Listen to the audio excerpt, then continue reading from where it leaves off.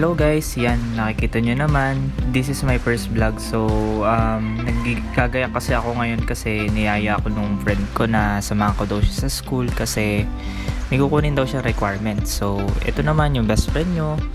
Lagi akong gayak na gayak dyan. Tingnan mo naman, no? May pasuot-suot pa, oh. Daming inaasikaso. Pero okay lang naman. So, yun, nakasakay na ako dito sa jeep.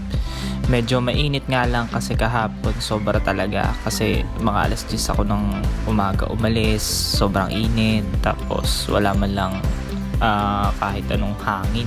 Ewan ko ba kung bakit. Tapos yan, sobrang traffic pa papunta sa school. Ewan ko ba. Lunes na Lunes. Ewan ko ba, siguro yung mga tao ngayon siguro tinatamad pa pumasok. Kaya ganyan. Medyo mabagal yung traffic dito sa Alaminos. So, the usual naman yan. Always naman siya mabagal. Siguro dyan lang sa may part na yan, malapit sa munisipyo. So, yan. Paglagpas mo lang naman dun, okay na.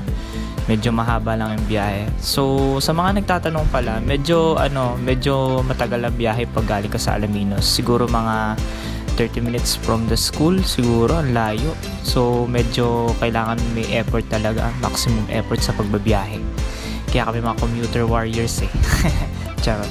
Pero yan, makikita mo naman, malinis naman yung kalsada. Tapos yan, Diyos ko, sobrang init talaga. Pero maganda yung araw kaysa naman ng mga nakaraang taon. Sobrang ulan ng ulan, hindi natin maintindihan yung panahon.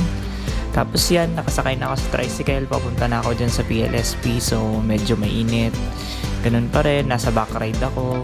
Kasi puno na yung tricycle. Usually kasi pagka may babae, kailangan natin paupuin. Siyempre, nakakahiya naman sa kanila.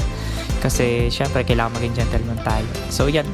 Yun, napansin nyo tumahigil yung tricycle. Papunta kasi siya doon sa Santo Cristo. Kasi dyan nadaan yung Toda. So, medyo maliit lang yung daan dyan. Sa mga bago lang sa PLSP, medyo ingat kayo sa pagsakay ha. Kasi medyo baka sumabit yung paa nyo. Hindi nyo maintindihan. Baka magka-injury pa kayo. So, yan. Malapit na yun sa school. Isa yun sa subdivision na medyo malaki-laki. Malapit na siya sa school. Tapos yan.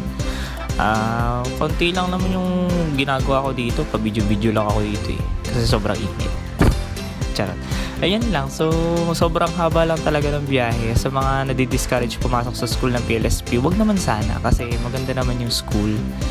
Ano lang siya, sobrang layo lang talaga. And meron naman mga tricycle na available if ever nagagabihin kayo dito sa PLSP. So yan, pa-rides lang. Tapos yan, naisip ko nga, hindi na ako nakapagbakasyon eh. Dami ko kasing ginagawa ng mga nakaraang araw. Ganyan talaga. Malapit na kasi tayo graduate. Charot, 1 taon pa. Pero kaya na yan. Yung mga time na yun, dami ko iniisip eh. Yung sa thesis namin, paano kaya namin matatapos yun. Pero carry naman. Kaya yan. More power. Tapos yan, nakapasok na ako sa campus. Yung mga estudyante kasi dyan, nakaupo dun sa may upuan ng chapel. So, medyo kalat talaga. Since ayan na yung friend ko. Tapos nahihiyang ako sa kanya naman eh, kasi late na ako. Yun lang, maraming salamat.